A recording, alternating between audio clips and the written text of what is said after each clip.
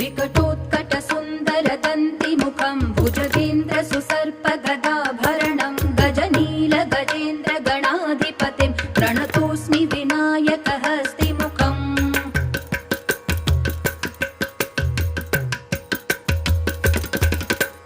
सुरसुरगणपति सुन्दरकेशं ऋषि गणपति यज्ञसमानं भव भव गणपति पद्मशरीरं जय जय गणपति दिव्य नमस्ते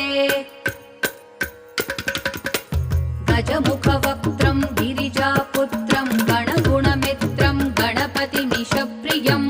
गणपतिमीशप्रियं गणपतिमीशप्रियं करधृतपरशुं कङ्कणपाणिं कबलितपद्मरुचिं सुरपतिवन्द्यं सुन्दरनृत्यं सुरचितमणिमकुटं प्रणम